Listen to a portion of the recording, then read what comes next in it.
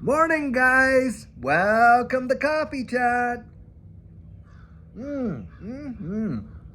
Wow, that was delicious. Guys, you know what? A lot of times, and today for sure, I come out, I save my first sip to share with you guys of coffee. Why? Because that makes me feel kind of connected to you. I think some of you out there, and maybe you're taking your first sip of coffee and we're having one together and just having a conversation. And that's how I love to think about it. And I really enjoy you guys. I mean, you're an amazing community and I just really love coming out and doing it. It's really quite fun actually in a way. Wow. Well, guys, I'm reading an article from The Hedge. And by the way, I get a lot of articles from The Hedge and just different sources and stuff like that and kind of piece them together. And I read a few of them, every morning and stuff like that. And the one that really tweaks my interest, I think, hey, maybe other guys would like to hear that one. Now, this article is talking about how a lot of the Gen Zers are really, really kind of upset about the whole 9 to 5 deal and how they're going out there working their tail ends off and not even making enough money to make it. And guys, you know what? As far as I'm concerned, they're 100% right. What a bill of goods that generation has been sold. And guys, we bought the same package way back when. Kids, don't think yourself. You think that we, came up and it was all so great for us. No, we've been at this game for 25, some of us 30 years. And, work in the corporate world and really bought into the whole idea, hey, go to school, get a great, fabulous education. You go off to college. Hey, get yourself in debt to $100,000, get a degree, and then you'll go out there and you'll get a great job. And guess what? You'll work the rest of your life for the man, making other people rich while they tax the absolute dickens out of you and destroy the purchasing power of your dollar right underneath your nose. How many crises, guys, have our generation had to live through, right? I mean, you had the whole deal back at the turn of the millennium there and all that kind of stuff. Then, of course, 2008-9 rolls around, decimates all of our savings and investments again. Then we just get it built back up, and what happens? Well, the big deal over here goes down, doesn't it? And we get another kick in the pants, and on and on and on it's gone. While we are doing what? Working basically just to make it, maybe to get a 2-week vacation, and hey, hopefully at the end of that 35 years, your house has been paid off. Isn't that the way it works? Wow. And they call that an American dream? Seriously.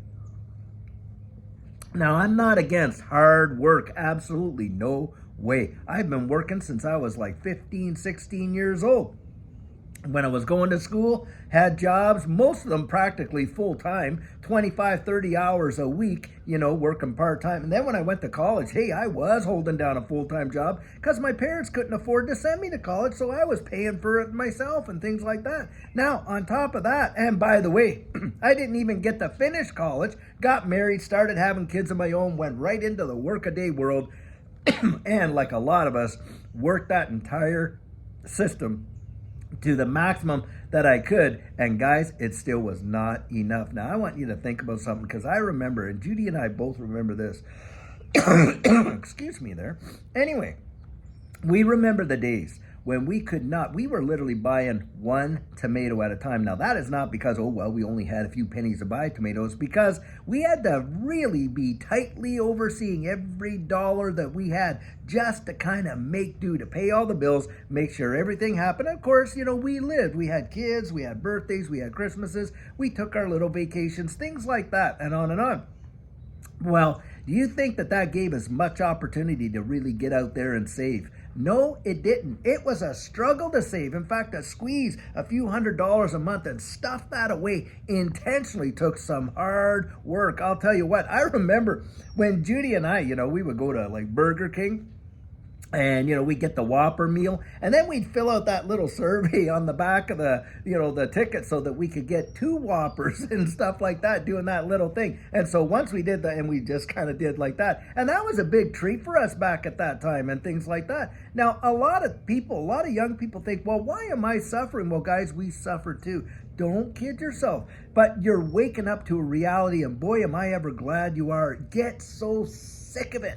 It is just, look, you're dealing with the same dog pile we had to deal with. And get this, and this is how I kind of look at it like this. You have got to literally have your mind shifted and start looking down the road at paving your own road. Don't acquiesce because you're frustrated with the system to what they're going to come out and offer you, the whole universal basic income. Because I'll tell you what, you think you're struggling now, that will be it. That will be literally slavery for you. They will take away. They will literally hold the keys. It'd be like living with your mom and dad for the rest of your life, right? And the big, Uncle Sam over there is going to give you your allowance. Oh, if you measure up to all the things over here. Nope. Guys, carve your own trail. If I could give you any encouragement to do anything, it would be this. Get out there early. Start thinking like an entrepreneur and carve your own trail. Yeah, you got a big pile of manure over here you got to deal with, but turn it into fertilizer. Turn it into fertilizer. Let it be the fertilizer that just motivates you to just see your dreams come to pass, and don't just be the person who acquiesces to all this kind of nonsense and will trade 35, 40 years, the better part of your life, for what they're offering out here when you can go out and carve your own road. Now, I know, hey, being an entrepreneur is no easy task. A lot of people say, well, I'd love to be my own boss. Yeah, until you get there and you realize you're really not your own boss. Everybody else is your boss. Why? Because you're thinking about how I'm going to make this company work, how I'm going to satisfy my clients, how I'm going to find the right talent and employees, and be able to give them a fair wage and bonuses that will really encourage them to excel within the community, within the ecosystem I'm building. That's kind of like the entrepreneurial mind. Now, look, they look at money differently, number one. And that's something you have to really kind of change your mind about, right? It's not just about going out there and earning enough money to pay bills, right? Because then money's like that. No, money is a tool. And I had to change my way of thinking. I worked for 25 years in the corporate world, more than that, actually. Way more than that, but 25 years was the grandest length of time with one organization, happened to be the tax department in Canada. And of course, I thought I was making a really great living. I thought I was going to have an absolutely fabulous pension. And the pensions, hey, it's not a lead balloon, but it's no golden parachute. I'll tell you that. I couldn't live off it and stuff like that. And I had that mentality, and money was something you had to obtain in order to, do this and this. But guys, when you really start thinking about monetary instruments, you got to start thinking them like tools, and you got to think them like missiles, and you strategically start sending them out, bang, bang, bang, and let them accomplish things for you. I would not, look, Judy and I were savers. Yes, we were savers. You know what? How I wish we learned what it meant to be a risk taker and an investor really early on, and to really be sharp. Do you know how many opportunities that our generation absolutely missed out on because we were buffaloed by the same system that you Gen Zers are so frustrated by? Yep, you watch, I'll tell you, man alive. We saw the advent of the home computer, and at the time it was just polished off as almost as if it was a toy, a novelty, and yet the powers that be knew, hey, there's a future in this here. And of course, you'd have all these little startups and things like that. If you had to put just a few $1,000s into a little known company back there in the 70s and the early 80s called Microsoft, wow, would your world have been changed? Not to mention, I was having kids when the internet came along. And a lot of people, you can go back and you can see it. They were mocking the internet on the Fifth Estate. Oh, it's this, it's that, it's what, and on. Oh, what's an email and all this, that. Meanwhile, that one in the internet itself was going to revolutionize the way the world worked. You don't think that the powers that be kind of had a glimpse of what it was? Because you know where the internet came out? You know where packet switching came out of? It came out of DARPA, guys. It was the military had it around for a whole lot longer than before it became the World Wide Web. So they knew what they had on their hands, and they unleashed it on the wide world, allowing the media to make it downplay it. And then what happened? Well, just a few bucks and some of these companies would have revolutionized your life. And of course, they came out with all the .com stuff, and everyone knows about the .com crash and all that kind of stuff and everything like that. Well, then what goes down? Well, guys, we started getting into what? Hey, 2008-9 comes along. Well, what comes out? Bitcoin. Well, you know what, guys? I had drank the Kool-Aid on the Bitcoin thing because I knew about it really early on. Because at the time, I had been working as a special enforcement officer with CRA and, doing all kinds of complex casework and stuff like that. And we did know about it because a lot of people that were the underground economy thought, hey, this is a means of consideration that is untraceable. Of course, now we know that's absolute false. Probably one of the most traceable monetary instruments is. But it came out, and boy, did they ever put it down. And yet, just a few $100s could have revolutionized your life. Look, Bitcoin, bar none, has been the greatest appreciating asset in the wide world from time and memorial. No other asset has appreciated like Bitcoin has in the way in which it's done. And as the granddaddy of this whole digital asset space, boy, did it set off a firestorm. And guys, I'm looking at it now, and I see all these opportunities our generation missed. Why? Because we drank the Kool-Aid. Don't drink the Kool-Aid. Go out there, carve your own path. Now, I'm not saying, hey, a career job is a bad thing if that's where you want to be. But for those of you that are just sick of it, I watched a few TikToks where these young people were talking about how they feel like if they had to go and work, they quit their corporate 9-to-5 jobs because they could not mentally stand it. Had nothing to do with the fact that they were lazy. It just did not motivate them. And I do not blame them. Do you? Come on, honestly, those of us that have been in this workaday world all this time, having to get up so early, miss time with our kids, hustle and bustle, everyone going out the door like lightning speed, one taking the kid here, another one taking another kid there, both of them being dropped off at daycare, dealing with all of the traffic on the way into work and all the traffic back home, and you wonder why marriages are suffering? Come on.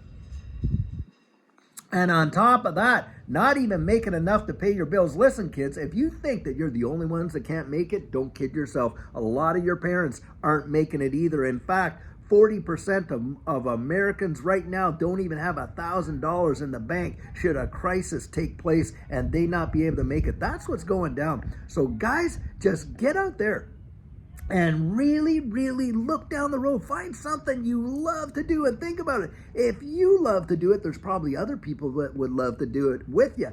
Or they would love what you do. And go out there and carve your own. Is it going to be easy? No, it is not. Are there going to be bumps on the road? You had better believe it. But I'll tell you what, anything worth having is worth fighting for, isn't it? And that's what we've learned. And I'll tell you what, when the going gets tough, hey, the tough do get going. Why? Because they know, hey, no one's coming to my rescue over here. I need to pull myself up by my bootstraps and do what I can and not just acquiesce to this, oh, I can't make it philosophy, and the government's going to come along and save me. Oh, and I'm going to take the universal basic income so I can live at ease and on and on and on. Not on your life. I'll tell you what, that is not a life really to be enjoyed.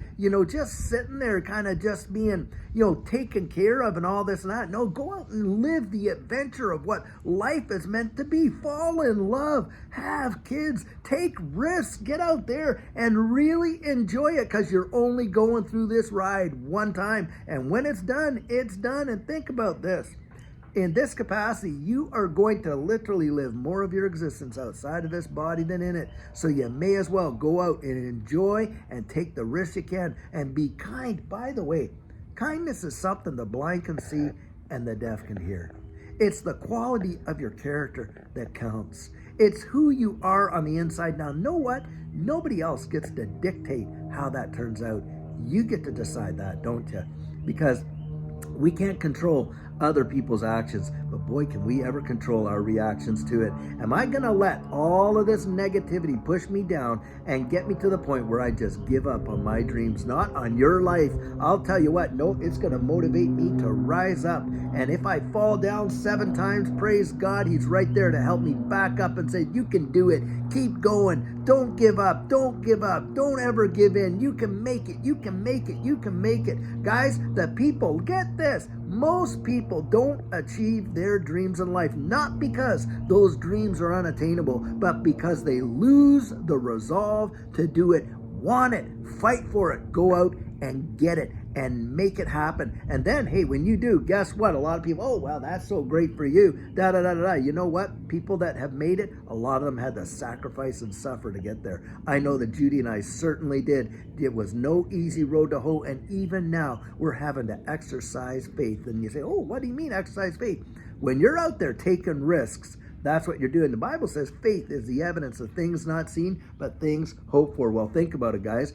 When you're taking a risk, you're making an investment, you're doing something over here, taking a risk as an entrepreneur. What are you doing? You're hoping to see a result from the investment that you're making, aren't you? Well, you're exercising some faith right there, boy. And that's what I'm out there saying.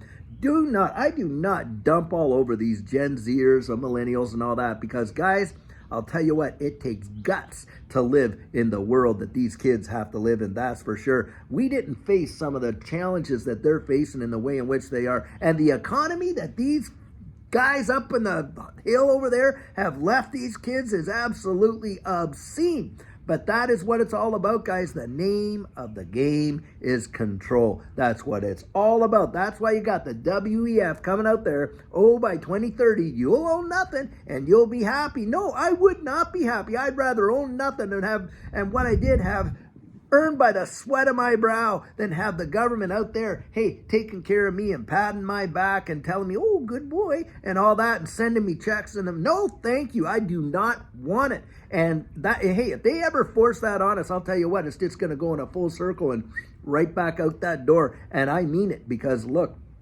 guys, I'm not going to acquiesce my liberty, my freedom of thought, my freedom of conscience, my freedom of opinion, because somebody else is pouring the soup into my bowl. No chance, I'll tell you. And I know that there's other people out there. You have a constitution. You're not going to let it's not for sale. It's not for sale, is it? Guys, that's what the attitude that we have to have, where we're determined to see our dreams become realities. And guess what? Most of the people that have that kind of determination, that's what happens. Their dreams do become a reality, don't they? Wow.